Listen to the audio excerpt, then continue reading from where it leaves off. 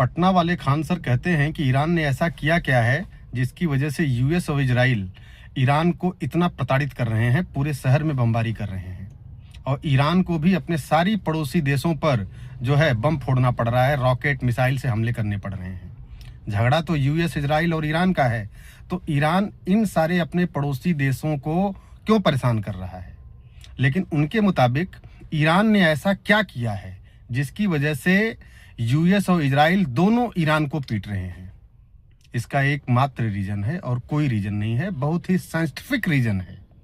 हालांकि international politics में scientific reason नहीं होता, लेकिन मेरे मुताबिक यही साइंटिफिक रीजन है।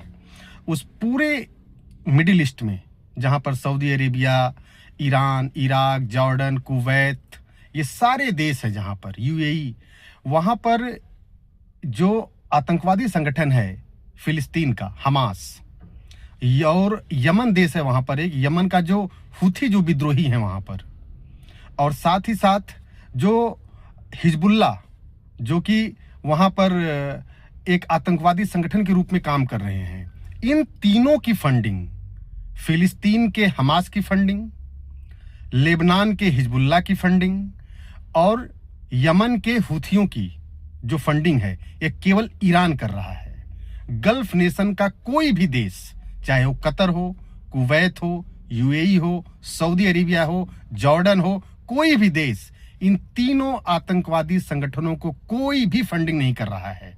केवल ईरान को ही ये चूल मची रहती है कि हमें इनको इस्टेब्लिश करना है, खड़ा करना है।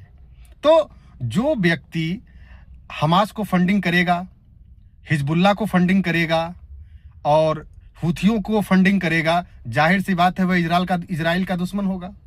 इजराइल का दुश्मन इसलिए होगा क्योंकि ये सभी इजराइल के अगेंस्ट में काम करते हैं। इजराइल टू नेशंस की थ्योरी मानता नहीं है, कहता ये तो हमारी बहुत पुरानी जमीन है, इसको हम लेके रहेंगे।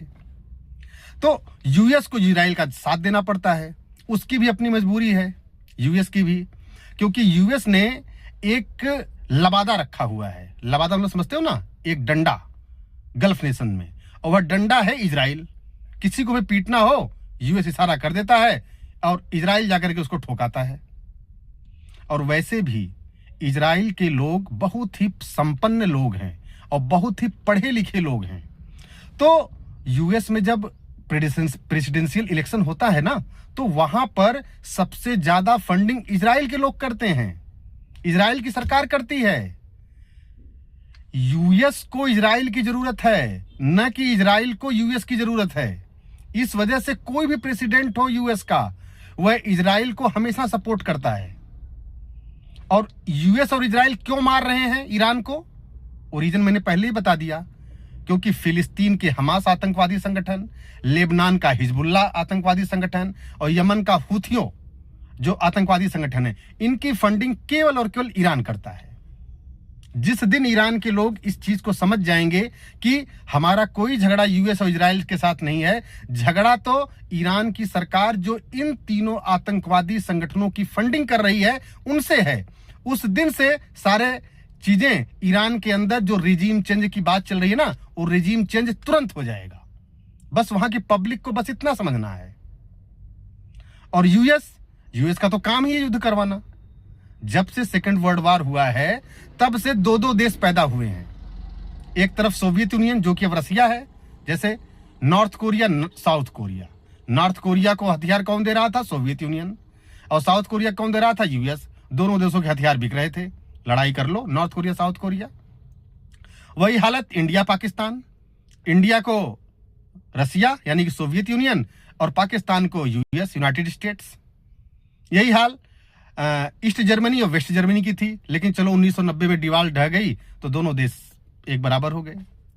अब फिलिस्तीन इजराइल में भी यही चल रहा है। तो ये चीज समझने की जरूरत है। यूएस केवल झगड़ा करवाता है अपना जो उनके अस्त्र शस्त्र हैं, जो उनकी टेक्नोलॉजी है युद्ध से रिलेटेड, उसको बेचने के लिए, अपनी मिसाइल्स को बेचने के लिए।